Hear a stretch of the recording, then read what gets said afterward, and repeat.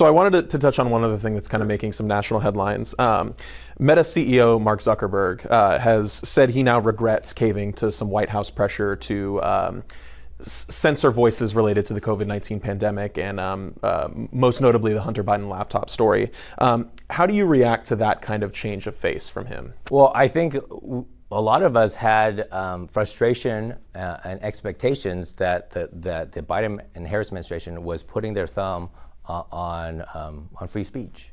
And now we're seeing that our concerns were well-founded.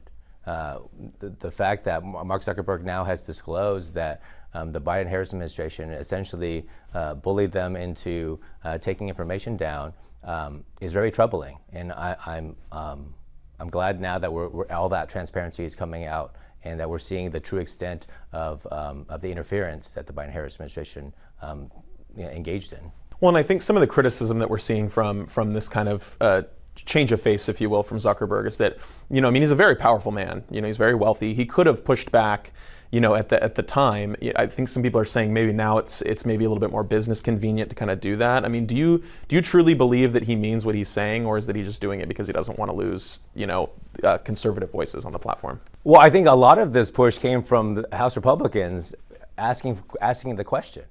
What was the involvement? What was the role of the Biden administration when it came to censorship? And now I think those questions are being asked, and now the honesty is finally coming out. And so the last thing kind of on this is, so Politico reported yesterday that Donald Trump said in a book that's set to come out that Zuckerberg would, quote, spend the rest of his life in prison if he did that again, related to this kind of potential censorship on social media platforms.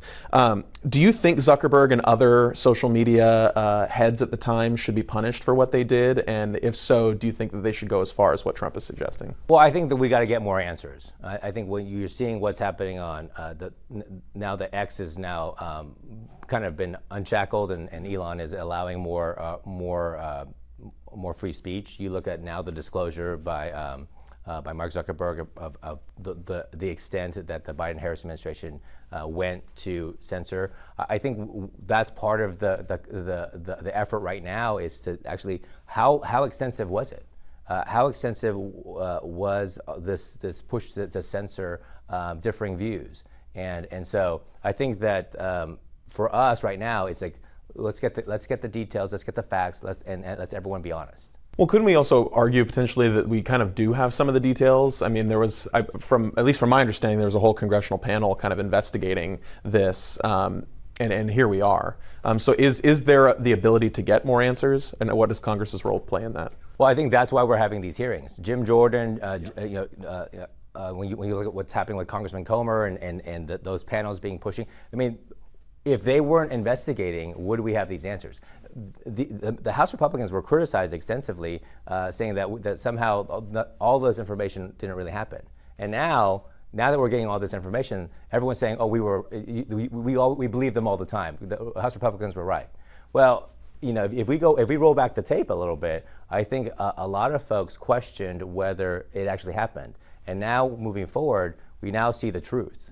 The truth is that the Biden-Harris administration bullied platforms to censor information that they did not agree with, and that has a chilling effect that we need to be very concerned about. Hi, I'm Rochelle Murcia with Eyewitness News Bakersfield Now on YouTube. Thank you for checking out our YouTube channel, where we have tons of great content to choose from. While you're here, go ahead and click on the subscribe button right there. That way you can stay up to date on all the things related within Kern County. Thanks for watching.